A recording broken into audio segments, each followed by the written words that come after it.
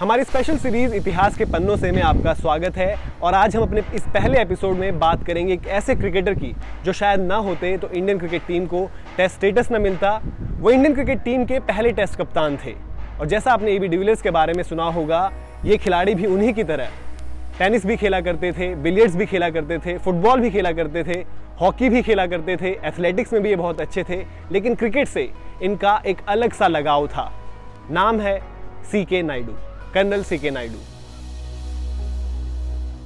26-27 में एमसीसी की एक टीम आई थी हिंदुस्तान में, जिसमें सीके नायडू ने 11 छक्के मारे थे, 150 रन बनाए थे और उसके बाद इंडिया को टेस्ट स्टेटस दिया गया था। और उस ज़माने में 11 छक्के, तो आज अगर आईपीएल में खेल रहे होते तो क्या हाल होता। सीके नायडू पे बात करना बड़ा इंटरेस्टिंग है।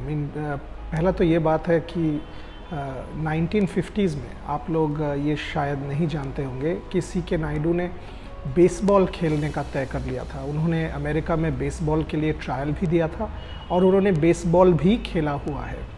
So that is the first fact. आपको मैं कहना चाहता था कि भारत को कैप्टन सीके नायडू के बारे में पता है, भारत को बैट्समैन सीके नायडू के बारे में पता है, बट भारत को बेसबॉल प्लेयर सीके नायडू के बारे में पता तो है ही नहीं। कोटारी कनकैया नायडू का जन्म हुआ 31 अक्टूबर 1895 में नागपुर में। नागपुर से ही उन्होंने क्रिकेट की शुरुआत की और शुरुआती दिनों में ही अपना एक नाम बना दिया, जिसे देखते हुए होलकर के महाराजा ने सीके नायडू को इनवाइट किया होलकर की टीम से खेलने के लिए। होलकर आर्मी में उन्हें कर्नल का पद भी मिला और फर्स्ट क्लास डेब्यू हुआ सीके नायडू का 1916 में। लेकिन 1926 में उनकी एक पारी ने उनके साथ साथ इंडियन क्रिकेट की तस्वीर बदल कर रख दी। मुकाबला था एमसीसी से। एमसीसी की टीम भारत का दौरा कर रही थी, जिसके कप्तान थे आर्थर गिलिगन, जो एशेज में इंग्लैंड की कप्तानी कर चुके थे। और आर्थर गिलिगन की टीम के साथ खेलते हुए कर्नल सीके नायडू ने सिर्फ 116 मिनटों में जड़ दिए 153 रन। एक ऐसी पारी जिसमें शामिल थे 11 छक्के और 13 चौके। उस पारी के बारे में बताते हैं कि लोग जगह जगह से जुड़ने लगे जब उन्हें पता चला कि सीके नायडू छक्के पर छक्के लगा रहे हैं। सीके नायडू का नाम बहुत था, फर्स्ट क्लास क्रिकेट में उनकी परफॉर्मेंसेस बहुत ज़्यादा अच्छी थी और उनकी पारी को देखने के लिए लोग दूर दूर से आने लगे। और ऐसा कहा जाता है कि लोग पेड़ों पर चढ़ गए, उनकी इनिंग्स एंजॉय करने लगे, देखने लगे, और जिसको देखकर आर्थर गिलिगन भी काफ़ी हैरान थे। मैच के बाद आर्थर गिलिगन ने सोचा कि ये वक्त आ गया है कि अब इंडियन क्रिकेट टीम जिस तरीके से इंडिया में टैलेंट है, पोटेंशियल है, अब उन्हें भी टेस्ट स्टेटस मिलना चाहिए। इसके लिए आर्थर गिलिगन ने महाराजा ऑफ पटियाला भूपेंद्र सिंह से बात की और उन्हें कहा कि शायद सही वक्त आ गया है कि इंडियन टीम भी अब टेस्ट क्रिकेट में अपनी एंट्री करे। 1928 में इसके बाद बीसीसीआई बनाई जाती है, जिसके बाद साल 1932 में भारत की टीम पहला टेस्ट मैच खेलती है, जहां पर भारत का नेतृत्व करते हैं कर्नल सीके नायडू।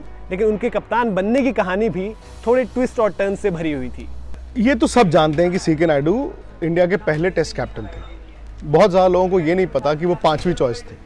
पहले डिसाइड हुआ था कि महाराजा it will be the Maharaj. There was a contest between Maharaja of Patiala and the Maharaj Kumar of Vizayanagram. Then it was the Maharaja of Porbandar. But the Maharaja of Porbandar को खेलना आता ही नहीं था, and it was great that he allowed CK Naidu, जो by far the best player of that team, to lead the team. And that's what happened. 25 June 1932 at Lords. And पहला जो आधा घंटा का मैच हुआ, उसमें CK Naidu's Indian team had got England to 19-3. Hammond, Woolley, all out, all of them. Sutcliffe, Lal Singh ने run out किया, and then India lost the game by 258 runs. But पूरा वर्ल्ड को ये पता लग गया था कि ये जो इंडियन टीम है, and Douglas Jardine said that also, that ये 10 साल में वर्ल्ड इमेजिनेशन कैप्चर कर लेंगे।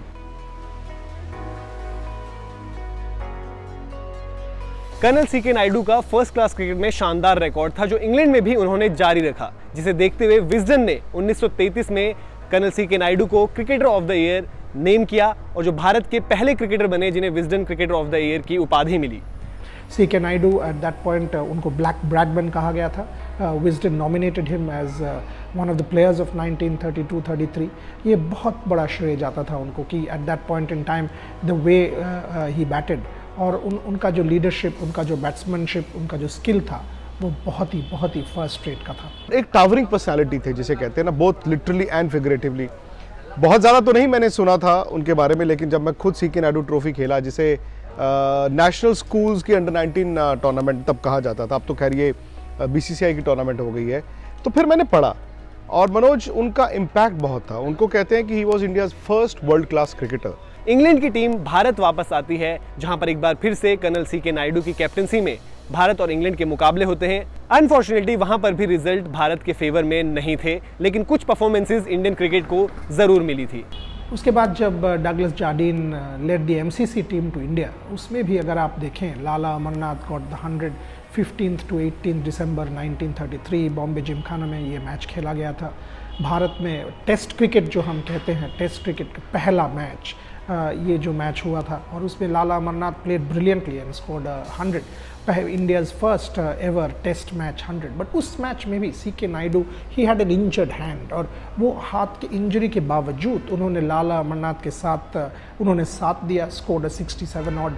एंड वो जो इनिंग्स था that showed character.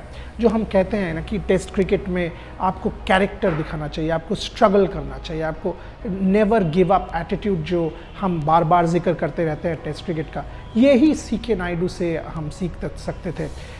Great leader, pentangular tournament में fantastic leader, great 6 hitter. Cricket से उन्हें प्यार इतना था कि उन्होंने फर्स्ट क्लास क्रिकेट जारी रखी।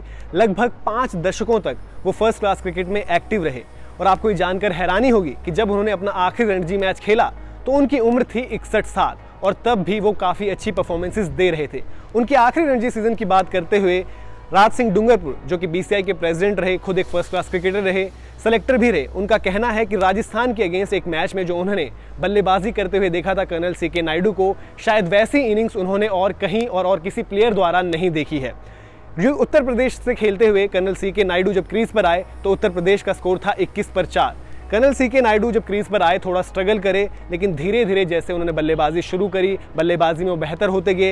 राजस्थान की तरफ से उस मैच में वीनू मांकड़ भी खेल रहे थे, जिनके खिलाफ उन्होंने छक्के भी लगाए, अपनी पारी भी बिल्ड करे, 80 ऑड रन्स बनाए उस इनिंग्स में, और वो अपनी क्वालिटी बताई कि उस उम्र में भी वो किस तरीके से बल्लेबाजी कितनी बेहतर कर सकते हैं। अगर आप किसी को पूछो, होता क्या है ना, जनरेशन्स जो है भूल जाती हैं। आज की जनरेशन गावस्कर तक जाएगी, गावस्कर की जनरेशन थोड़ा पीछे विजय मांजरेकर तक जाती थी, विजय हजारे तक जाती थी। लेकिन अगर आप भारत के क्रिकेट इतिहास को उठाएंगे, सीके नायडू का जो रुआब था, उनका जो रुतबा था और जो उनकी इज्जत थी, वो अनपैरेलल्ड थी। आज के दिन में आईपीएल के ज़माने में ऐसा ऑलराउंडर अगर कोई भी टीम को मिलता, सोचिए उनको कितना पैसा मिल सकता था। That's my last story. उनका बैंक अकाउंट बुक आपने देखा है, उनका बैंक बैलेंस था 306 rupees at the Allahabad bank. Think about it. और आज की डेट में ऐसा ऑलराउंडर अगर क्रिकेट खेलते वो 306 परहैप्स 306 करोड़ होता। That is the difference between the 1930s and now. Test match जीते नहीं जीते वो ज़्यादा इंपॉर्टेंट नहीं है, क्योंकि इंडिया तो टेस्ट मैच जाके 50s में जीता पहला। तो आप टेस्ट स्टेटस के बाद 20 साल बाद जाके टेस्ट मैच जीते थे, तो उससे आप उनको ना तोलिए। लेकिन वो जो रास्ता दिखा गए आपको, वो उसके बाद उन्होंने, देखिए आप ही मुझे बता रहे थे कि सैयद मुश्ताक अली का आपने एक पुराना इंटरव्यू देखा पढ़ा। मुश्ताक अली कह रहे हैं कि भाई मैं सीके नायडू जैसा बनना चाहता था। इसका मतलब है कि वो रोल मॉडल थे, और अगर उस ज़माने में कोई रोल मॉडल था तो फिर वो बहुत बड़ा खिलाड़ी होगा। 1967 में 72 साल की उम्र में हार्ट अटैक की वजह से कर्नल सीके नायडू का निधन हो गया। लेकिन इंडियन क्रिकेट को शायद वो कुछ ऐसी चीज़ें देकर चले गए, एक ऐसी पहचान देकर चले गए जिस वजह से इंडियन क्रिकेट वर्ल्ड स्टेज पर खुद को खड़ा कर पाया था। तो ये थी कहानी कर्नल सीके नायडू की। इस कहानी पे अपना फीडबैक ज़रूर दें।